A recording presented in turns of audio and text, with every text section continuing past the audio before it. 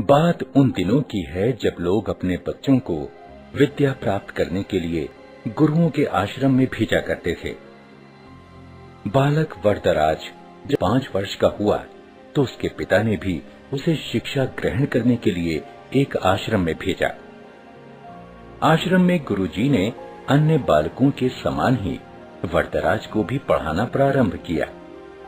वरदराज आश्रम में रह तो रहा था, लेकिन उसका मन पढ़ाई में नहीं लगता था। गुरुजी ने उसे तरह तरह से पढ़ाना और समझाना चाहा, लेकिन उसे कुछ भी समझ न आता था।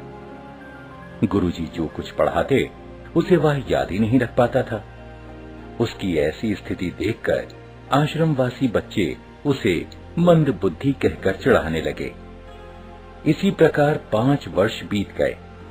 धीरे धीरे उसके सहपाठी उससे आगे बढ़ते गए, पर वरदराज वहीं का वहीं, वह कुछ भी विशेष न सीख सका था।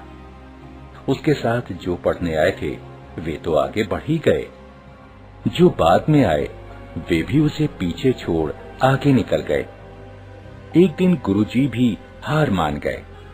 निराश होकर उन्होंने वरदराज से कहा, बेटा वरदराज, मैं समझता हूं कि पढ़ना लिखना तुम्हारे वश की बात नहीं है। जितना प्रयत्न मुझे करना था उतना मैंने किया, पर मुझे लगता है कि विद्या धन तुम्हारे भाग्य में नहीं है। इससे अच्छा तो यही है कि तुम अपने घर जाओ और वहां का काम काज देखो। वरदराज असमंजस में पड़ गया।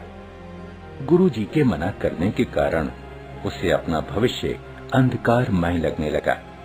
उसे यह चिंता भी सताने लगी कि घर लौटने पर उसके पिता क्या सोचेंगे। गांव के लोग भी उसे मूर्ख महामूर्ख कहकर दुत्कारेंगे। वरदराज करता भी तो क्या, उसने अपना सामान समेटा, गुरुजी के चरण छुए और वह भारी मन से विदा हुआ। वह उदास होकर अनमने भाव से चला जा रहा था।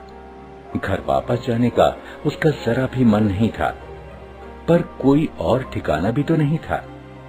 कहां जाए क्या, उसकी समझ में कुछ भी नहीं आ रहा था। वह सवेरे चला था और अब दोपहर हो आई थी। रास्ते में खाने के लिए गुरुजी ने उसे थोड़ा सत्तू दिया था। उसे भूख प्यास भी लगाई थी। चलते चलते उसे एक कुआं दिखाई दिया। वह पानी पीने के लिए कुएं पर पहुंचा। वहां उसने देखा कि पानी खींचने की रस्सी की रगड़ से कुएं की जगह पर